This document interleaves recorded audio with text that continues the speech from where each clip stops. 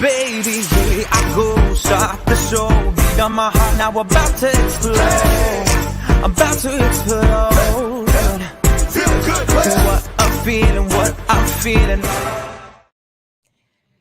Good evening, everyone, and welcome to this week's episode of Ignite Your True Self. I am Ericka Sallee, your host for this conversation tonight that I'm actually really excited to get into. Not that I'm not excited about any other topic, but this one I think is near and dear to my heart for a lot of reasons. And I am sure that many of you will be able to identify with the topic for tonight as well. But before we get into that, let me take this opportunity to introduce myself. For those of you who have never been part of the Ignite Your True Self conversation, then let me take this opportunity to welcome you and to also let you know that as a speaker, a self-help author, and transformation success coach, I look forward to helping women and organizations to figure out what barriers stand in the way of their success.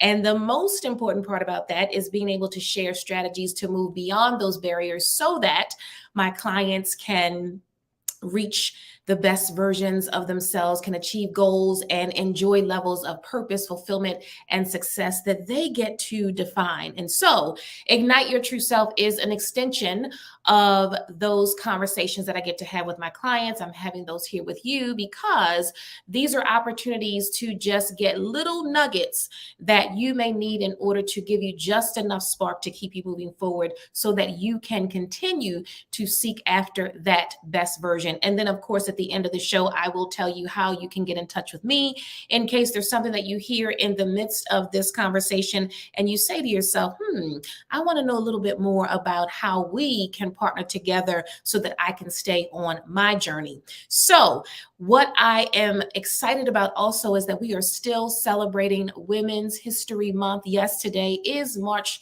the 23rd, and that means that we still have a few days left in the month to recognize the contributions that women have made and continue to make, but trust and believe that we will move on beyond this month to continue recognizing the amazing accomplishments from women. Now, I love to think about this topic or the theme for this year's month celebration, this year's Women's History Month celebration. There you go.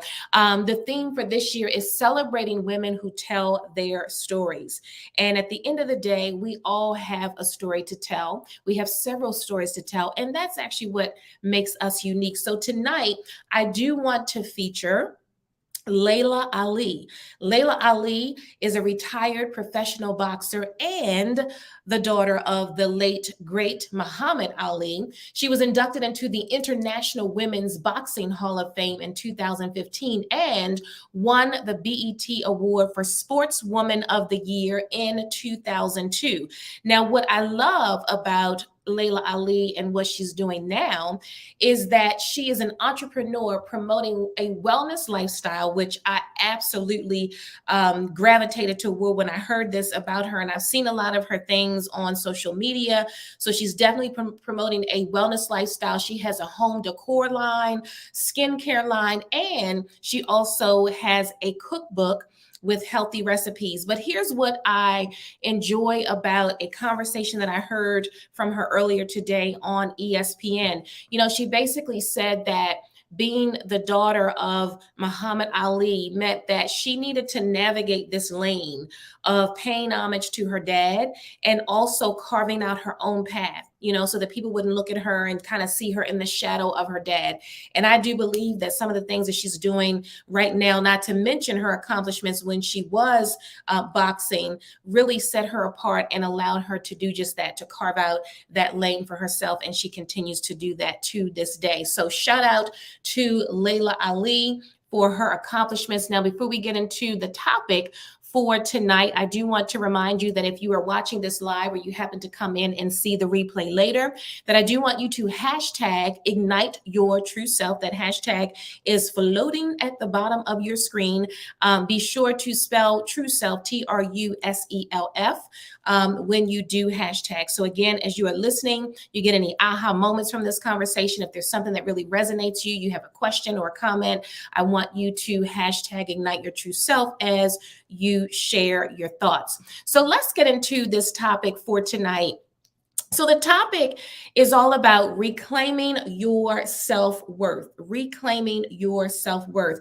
So what's the problem here? You think about, okay, well, why would we want to talk about reclaiming our self-worth? Now, let me just define what self-worth is first. It is really the value that you place on yourself. Okay, it's what you see when you look in the mirror. It's what you feel when you think about who you are, what you're up to. And so the problem with having to reclaim our self-worth is that we often underestimate that value. So if self-worth is seeing the value that you have, oftentimes we underestimate what that even is, and I think that you can kind of compare it to, let's say you go to the grocery store, you go shopping and you see something on the rack and you think, oh my gosh, this is this price. It looks like it should be a little bit more.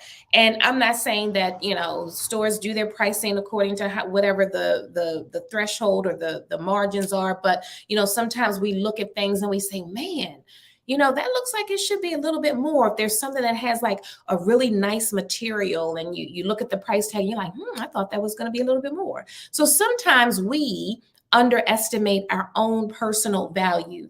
And I'm sure that you can probably identify 1, 2, 3, 4, 5, 10, 15 times when you have done that for yourself. I know that I have. And so we want to talk about well, how do we actually reclaim our self-worth? So let me just jump into, the first tip that I want to share. I had to really think about this. And I went to look it up because I know that I have said this multiple times. I have had conversations about it, but I wanted to just kind of look it up and just think about it. So think about this. Every single one of us on the face of this earth, it sounds kind of, even as I'm getting ready to say it, it's like, really? Wow, has a unique fingerprint, okay? A unique fingerprint. So I went to look this up, and according to the National Forensic Science Technology Center, that's a lot, but the National Forensic Science Technology Center says that no two people have ever been found to have the same fingerprints. And in addition to that each person has a different fingerprint on each finger. Now, math was never really my favorite subject. It still makes me a little nervous to this day, because sometimes when I look at the way they're doing math now, it's like 15 steps to get to the same answer that took us 3 steps when I was back in school. But I know that was a long time ago. I digress. I'll keep on moving. But when you think about that, you say to yourself, wait a minute, you mean no two people have the same fingerprint and no one person has the same fingerprint on all 10 of their fingers? That, just conceiving that alone, like conceptualizing what that really means, it just blows me away. So the reason why I bring this up is because if we were created with unique fingerprints, that means that we were also created with a unique blueprint, okay? A unique blueprint. So you're saying to yourself, okay, well, I know what a fingerprint is. Well, what is a unique blueprint? So when you think about a blueprint, let's say, for instance, you're having a house built and the builder brings to you a layout of what that house is going to look like. That is a blueprint. That is, here is where everything is going to go. Here's how it's all connected. Here's how it's going to work. Here are all the measurements. Here's all the rooms, all of that stuff. So it's really a blueprint of what that house looks like. It is a plan. It is something that makes that house unique or makes that house have the features that it's supposed to have. Okay.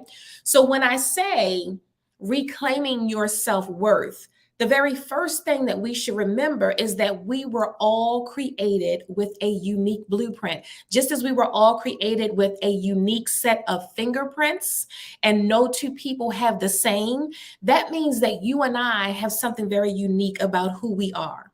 Okay. That's really the blueprint. It is the essence of who you are. It's the essence of who I am. So let me give you a really quick example. So as a coach for women, one of the things that is very, very, very important to me is to not just help women to figure out how to transform their lives, right? How to figure out how to move past some of the stuff like the past and self-esteem or low self-esteem and fear and all of those things. So it's not just about helping to go beyond that, but it's also about making sure that we honor ourselves by taking care of ourselves. That's why I gravitated toward Layla Ali as my feature for Women's History Month, because she promotes a lifestyle of healthy living. So my unique blueprint is that when I'm working with the client, I'm not just helping her to figure out her path, her purpose, and what's going to be fulfilling to her, but it's also making sure that she takes care of herself in the process. So that unique blueprint is a holistic approach to coaching and well-being. Okay, so that's me. You have a unique blueprint because there's something that you do, there's something that you say, there's a way about you that's not like any other person. And I know you're probably saying, but there's somebody else out there doing it. And there's other coaches and, there's other speakers and there's other this and other that. That is absolutely true. But you and I have a different way about us, and that's what makes us unique. So while there may be 2, 3, 4, 5 people doing the same thing, the way you do it, your essence, your special touch, that thing that you bring to the table makes it your unique blueprint. Okay. It's just like people who make potato salad or macaroni and cheese. It's like you got your special way about doing it that makes it yours. So reclaiming your self-worth is, first of all, understanding this idea, this concept, this fact that we were all created with something unique about us. Okay. So just get that in your mind, get that in your head, and you say to yourself, oh, wait a minute. So the first thing I have to do to reclaim my self-worth is just to know that I was created and I was created with something unique about me. Yes, that is tip number 1. Okay. So let's talk about tip number 2. So, I know how easy it is to focus on things that we wish were different, or we kind of look at ourselves and we think, oh gosh, there's so many things that I just, now let me give you an example. I'm just going to talk about it from my perspective and maybe something resonates with you. So here's the thing that I know. If I look in the mirror, I know that, okay, I've got these little circles under my eyes and I put all kinds of concealer and stuff on just to kind of, give them a little bit less definition. Or you might say, oh gosh, I don't like the way my thighs are or my hips are or my belly is. Okay, those are things that I'm working on. So if that's not you that's saying it, let me tell you what my thing is. Okay. Or you might say to yourself, like I do, oh my goodness, there's a little spot of hair right here that's not as thick as the rest of the hair on my head. Okay, so we can always find something about us, or it might be, man, I can't believe that I did that last week.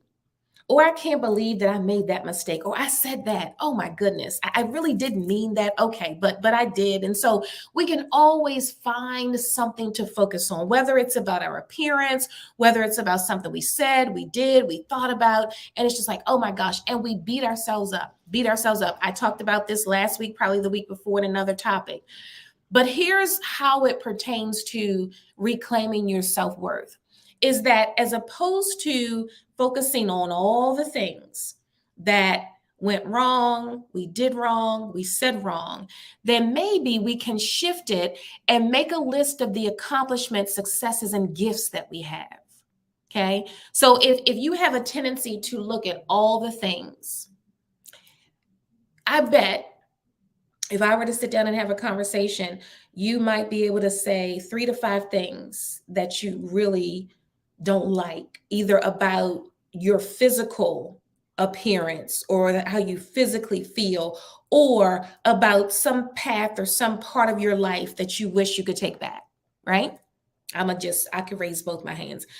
And if that's you, you can type it in the comments and say, yep, I get it, I understand. So reclaiming our self-worth means that we are attaching ourselves to the positive things that represent who we are. And the reality of it is that sometimes, and I've had this conversation with women, I've had this conversation with some of my friends, even some colleagues. And the thing that I constantly hear often is just this wave of stuff like, oh my gosh, like, I'm never going to get this right, or I'm never going to be able to do that. And there's this whole negative conversation that's either going on with someone else or in your own head. And it's like, wait. Let's think about what you did do right. Let's think about, what you do bring to the table. You might not be the best cook, but maybe you are the person or the best cook of like main meals, but you might be the person who makes the desserts. That's a thing to write down. You might say, oh my goodness, I didn't finish high school when I was supposed to, but I went back to get my GED. That is a hell of an accomplishment. Or you might say, well, I wanted to go to grad school. I didn't go to grad school, so I went to, 4-year college. Or you might say, I went to a technical college or technical school, and I got this certification. I didn't go to college at all, but I decided to pursue a career in technology or some other industry. That's an accomplishment. Okay. So the second part of reclaiming your self-worth is to really sit down and be intentional and say, well, wait a minute. If I took the hat off of trying to put myself down and think about all the negative things, what if I were to shift that and look at all the things that I have done? I'm a good mother, or I'm a good grandmother, or my friends know that they can count on me for wisdom and direction, and I'll give it to them straight, and they appreciate that. Like all of those things. I'm a great writer, or I love to take photos. I'm a great photographer. Like all the things that you bring to the table is connecting you to the worth and the value that you have. Okay, so that's tip number 2. Now, the third tip is something that I actually I heard this earlier this week. Today is Thursday, so earlier this week I was listening to AJ Johnson, and I absolutely, first of all, I love her voice. Her voice is very strong, very powerful, and she just has a collection of wisdom on so many levels. So AJ Johnson, for those of you who don't know, she is an actress. She is a coach, a motivational speaker. She actually starred in the movie House Party alongside Tisha Campbell. And so I was listening to her earlier this week, and she was talking about how we have a tendency to compare ourselves to other people. And so as I'm listening to her, I really honed in on that, because I thought, how often do we look at someone else and we say, oh, they have a level of success. And then you look at yourself and you say, but what am I doing? Or you look at something that they're doing and you say, oh, I wish that could be me. Or why does that happen for somebody else and not me? And there's all this stuff that you're measuring yourself up against when it comes to someone else. And so when I thought about that, I really wanted to expand on it in this conversation, but it resonated with me so much, because I know I'm going to raise my hand. And there have been moments in time where I'm looking at somebody else and I'm like, oh my goodness, okay, so they've achieved that. So and then you start going down this rabbit hole. And the reality of it is, instead of us looking at other people, the third tip says this is not the third tip for this week. Apparently I put the tip in there and it did not save. So that's not what I want to say. It's not here on the screen, but I'll tell you what it says. I'll tell you what I'm trying to say. Is to stop comparing yourself to other people. Stop comparing yourself to other people. Like, it's so easy to get wrapped up, and I'm going to type it in here because I want to be able to make sure that you get it right. When we compare ourselves to other people, it really is actually kind of dangerous, and it's dangerous. And I'll tell you in a minute. So I got to type first, because obviously I might not be able to do 2 things at one time and do it well in this moment. Let's see. Yeah, I typed this in earlier and I didn't hit save. Okay. But I want to be true to the conversation. So stop comparing yourself to other people. The bottom line is, it can be kind of dangerous in a way, because if you look at somebody else's story and you say, I want to be like them, or, oh, I wish I had what they had, or, oh, I'm not as good as they are, whatever the conversation is that you're having, the danger in that is that we have absolutely no idea what experience they had to go through in order to get to where they are. We have no idea of the pain, of the burden, of the struggle, of the challenge that someone else had in order to get to whatever it is that they have. So we never want to look at ourselves and kind of say, oh, I want what they have, because that you don't know what they had to go through to get it. So at the end of the day, it is stop comparing yourself to other people. Why? I go back to the very first thing that I said in the beginning. If we were created with a unique blueprint, that means that you and I were given something very specific. So when you compare yourself to other people, that means that you're taking the eye and the effort and the energy off of the thing that was given specifically to you and that was given specifically to me. Let's just think about that. If and this is a maybe a worst case scenario, but I'm gonna use this as an example. So let's say there's someone that you really admire, and you're tuned into what they're up to, what they're doing, what they're saying. You're supporting their message, you're supporting whatever it is about them, and you focus on that person. Every day you got to figure out what this person is doing. You got to figure out what this person is up to. You got to figure out, how's this person doing that? Maybe I should do my thing like that. Every single time you do that, and you spend so much time doing it, you're taking the time off of and away from your unique blueprint. You're taking away from your ability to own your self-worth and what you have and what you bring to the table. So it's okay to look at someone, to listen to someone, and learn from what they're sharing. And I mean, I'm doing that right now. So of course I want you to hear what I'm sharing with you. But I also want you to take it away and say, okay, let me apply this to my unique blueprint. Let me apply this to what makes me unique. Let me apply this to me identifying my self-worth. Okay. So there's a difference in totally being consumed with what somebody else is doing and looking at what they're doing to learn, to understand, to grow, and apply it to you, not apply it exactly the way they're doing it. Okay. And sometimes, I'll be the first to say, because I know so many people in the space that I'm in terms of coaching, you look at certain things and you're learning certain things. And I have to be really careful to do exactly what I'm telling you, to say, okay, I'm hearing what this person is saying. I'm seeing what they're up to. Doesn't necessarily mean I'm going to take that and do it like them, because that's their thing. And the way I do it and the way somebody else does it, because of that unique blueprint, is totally different. So not comparing ourselves to other people. I mean, I probably can't say this enough. If you're doing it right now, just stop doing it, because then you can shift into, well, let me think about what it is about me. And that's where tip number 2 came in, to make a list of your accomplishments, your successes, your gifts, the things that you bring to the table, because then it takes the light off of you comparing to someone else and you're looking at yourself. Okay. So I typically give 3 tips, but tonight in this conversation, I did think about a fourth, not third, a fourth. Okay. It's a whole lot going on.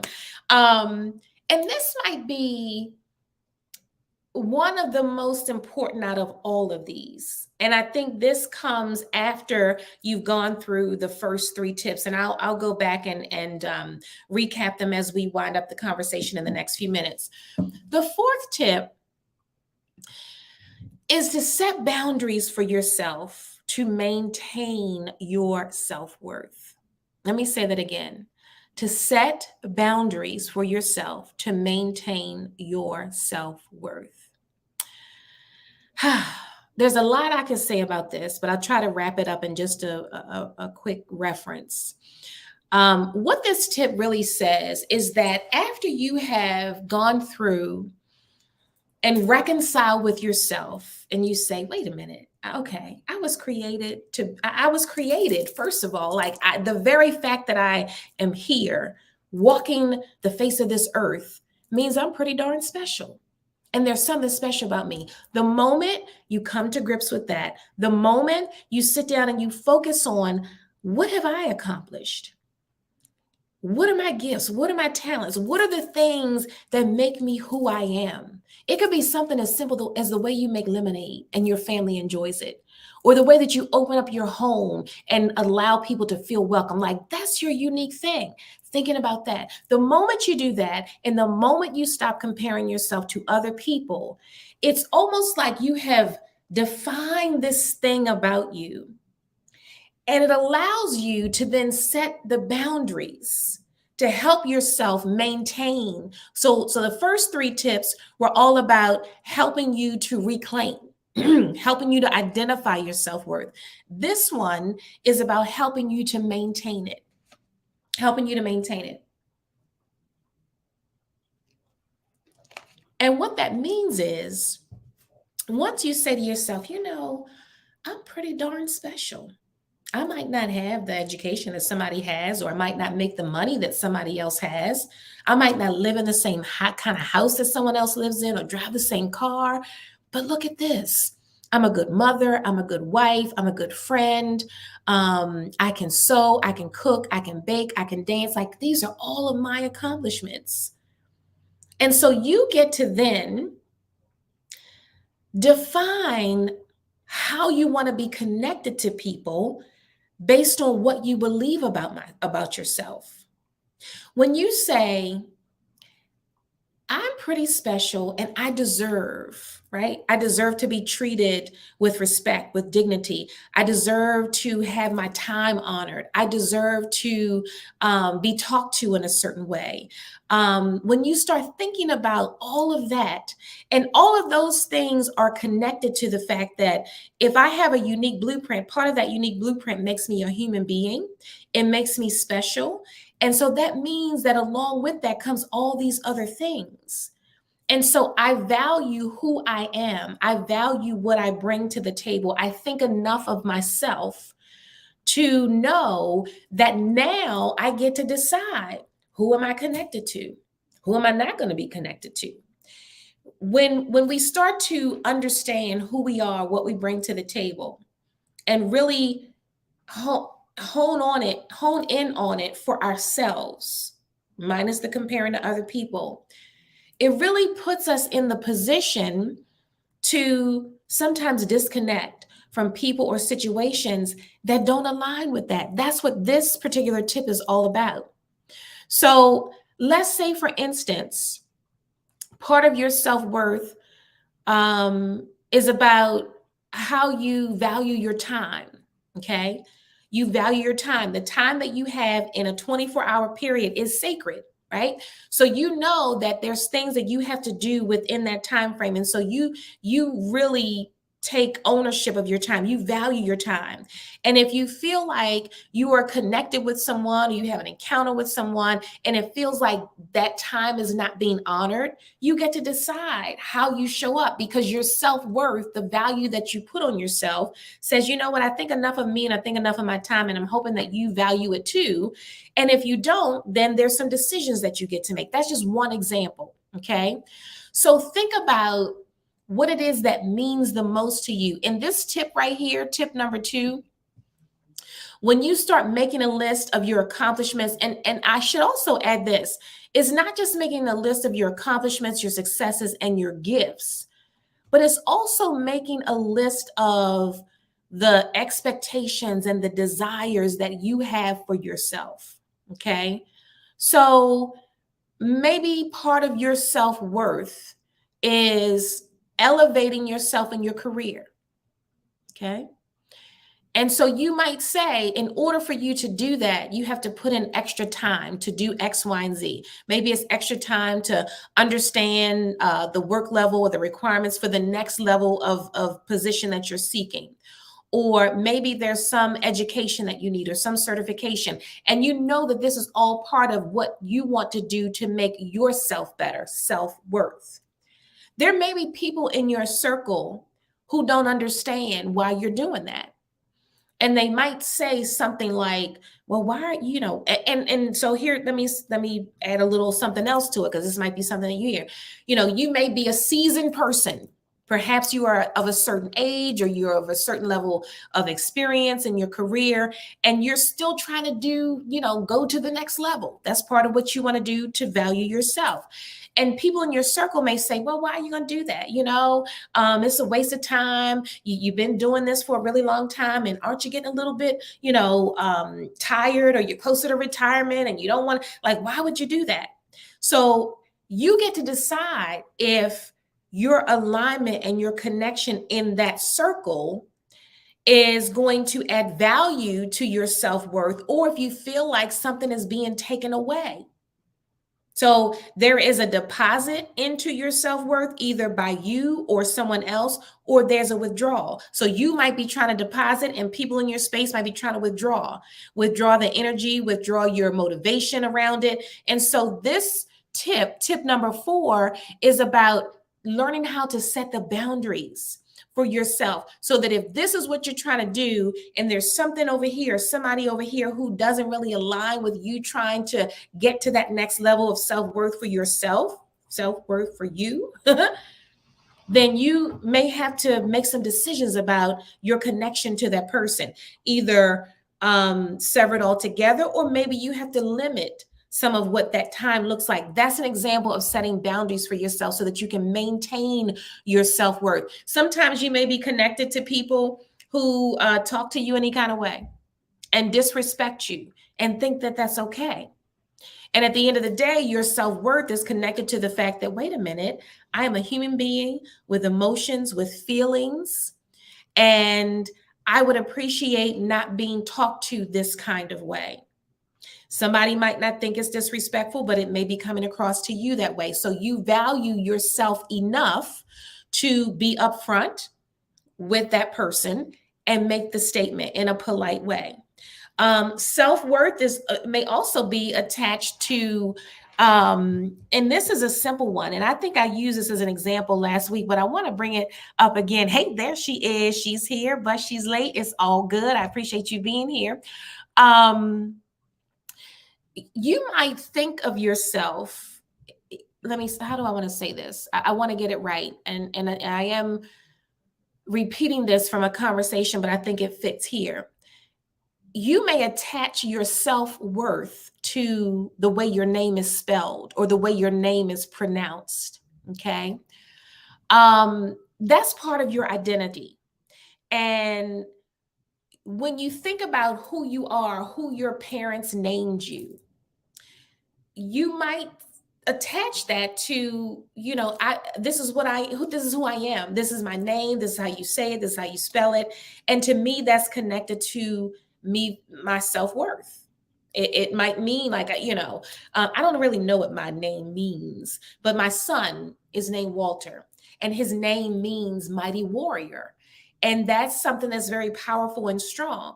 So if someone were to call him Wally or Willie, it's like, that's not your name. And I value, or he values himself enough in what that name is attached to, right? So in my example, I mentioned a few weeks ago, maybe it was last week, I don't know. My name is spelled Ericka. And I had a colleague who would send me emails and would spell my name Erika. Now, I get it. Sometimes people just do it and not, you know, there's a million ways, not a million. There's a lot of ways to spell Ericka. So he kept emailing and he would say Erika. And so, you know, I kind of let it slide a little bit, but then he kept doing it. And so I finally came back and I said, hey, by the way, just to let you know, my name is spelled Ericka. So shortly after that, like literally maybe within the next 5 minutes, sends me another email, spells it Erika again. And I thought, okay, so either he didn't see it the first time, or he's really just kind of ignoring the fact that this is important to me because it's connected to my self-worth, like wanting to make sure that my name is spelled correctly. And so setting the boundaries, the reason I'm bringing it up here is setting the boundaries for myself to maintain it. That was a boundary. And it was one that at a point, to be quite honest, I just got tired of him crossing that boundary. Like, no, this is not how you spell my name. Not in an indignant sort of way, but politely saying, because I value that that's the way you spell my name. That's how I identify myself. And I want to make sure that other people do the same. So that's just a really small example of setting boundaries to maintain your self-worth. It may not be important to someone else, but it is important to me. So there's a comment: I don't allow people to refer to me by a shortened name because I can't let them take the shortcut. Absolutely. And, I've gotten to the point, and I appreciate you sharing that comment. I've gotten to the point where I do not make assumptions about what people want to be called.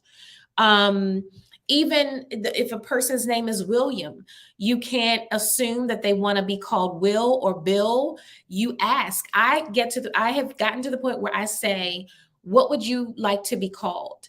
Is it okay? If you tell me, just like my son is Walter, we call him Walt for short.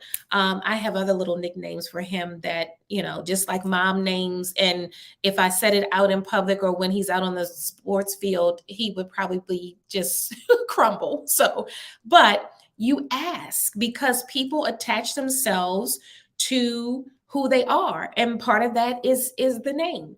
And if you, are not sure how to say it or pronounce it, just like, I have a client whose name I will not state for confidentiality reasons, but if you look at her name, you might assume that it's pronounced one way, but it could be pronounced another way. So in the first encounter that I had, I said, please tell me which of the two is correct to say your name.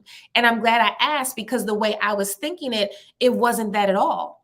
So again, that's a small thing. And it is for some people attached to self-worth. This is how I value myself. I value myself enough to be called the name that I was given by my parents. Now, some people take the opposite and they want to change their names. But again, that's them defining for themselves. So at the end of the day, setting the boundaries for yourself, like what is it that is going to keep you aligned with what matters to you, what helps you to value you. And if it's something as simple as making sure that your name is spelled and pronounced correctly, then that's the boundary that you set, and making sure that that happens.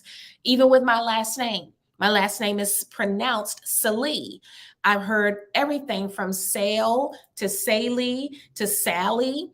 But nowadays, people do ask, how do you pronounce? Am I pronouncing that correctly? And to me, that's important. So anyway, there's a whole lot more in that. But at the end of the day, I'm going to run through these tips really, really quickly. Again, the topic all about reclaiming your self-worth. The first tip was to understand that each and every one of us was created with a unique blueprint. There's something special about you. There's something special about me. We all have something valuable to offer. And so that is attached to our self-worth. Okay. Self-worth is how we value ourselves. And then the second tip was about making a list of your accomplishments, your successes, your gifts, your desires, your expectations. Because we can always concentrate or focus on the things that aren't right, that we didn't do right, we didn't say right. But when we sit down and we think about these accomplishments and really what we want to get out of life. And here's another quick example, and I really want to say this, and I'm going over a little bit, but I will mention, it's just like being in the dating scene again. One of the things that a dear friend said to me, she's like, write down the things that you want in a companion. And so when I wrote those things down, I realized that they were attached to what I value in terms of a mate or a companion.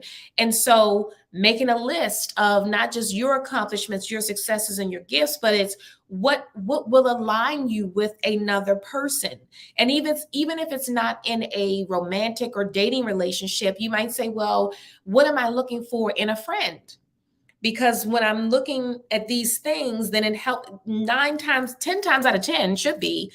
When you do that, you're doing that based on the value that you place on you, your time, and what's important. So those things, when you make this list, will probably look pretty similar. Okay. So when you do that, and you see what you've accomplished, you see what your successes are, you see all the great things that you've done, not just the things that you wish you hadn't done or said, then you can stop comparing yourself to other people. Because you'll look at your list and you'll say, I got this, this, this, and this. It might not be what this person has or that person has, but this is what I have. And it helps you to connect with all the things that you bring to the table. So stop comparing yourself. And then the last one is the one we just spent a little time on. So setting boundaries for yourself so that you can maintain your self-worth. So again, the first 3 topics or first 3 tips were all about how to reclaim that self-worth. This one right here is all about how to maintain it once you've done numbers 1 through 3. So on that note, I am going to wrap up for tonight's conversation. Here's what I will say. If you are sitting there, and a lot of times, you know, when we don't understand our own value, we can oftentimes check ourselves out of the very thing that's going to allow us to step forth, to be bold, to really present ourselves in the most authentic way. And in doing so, we may be missing out on how we're supposed to show up for the greater good, right? Whatever purpose, whatever level of fulfillment is connected to us. And so I do encourage you that if you're sitting there and you're saying to yourself, okay, I hear it all. I've been tuning in for the last few weeks. I got some questions. I'm trying to figure out where am I going to go next with whatever I'm trying to do to create my best version and ignite my true self. And you're not sure how to get there, then I'm going to invite you to visit my website at www.truesynergy.org. There is an opportunity at the top of the page to contact me, and you might say, hey, I just need a few moments of your time so that I can figure out what it is that I'm getting ready to do next. It is a short 30 to 45 minute discovery call that we'll have to talk about that so that we can figure out how I can support or partner with you in order to help you ignite your true self. You can also check me out at my link tree at TrueSynergy_. You see that at the bottom of the screen. That will give you all of my social media handles. If you happen to be watching this on YouTube, then I do encourage you to subscribe to the channel, share it out, and then turn the notification bell on so that you can get the updated notices when new videos are uploaded. You will also find, if you happen to miss the information session that I hosted this week for the Bold, Brilliant Boss Leaders Program for female leaders, that information session, the recording of that is now available on YouTube. So if you missed that, you can check that out on my channel as well. You can also find me on Facebook and LinkedIn at Ericka Sallee, and then on Instagram at TrueSynergy_. So that is the conversation for tonight's show. I'm going to invite you to come back and join me on next week.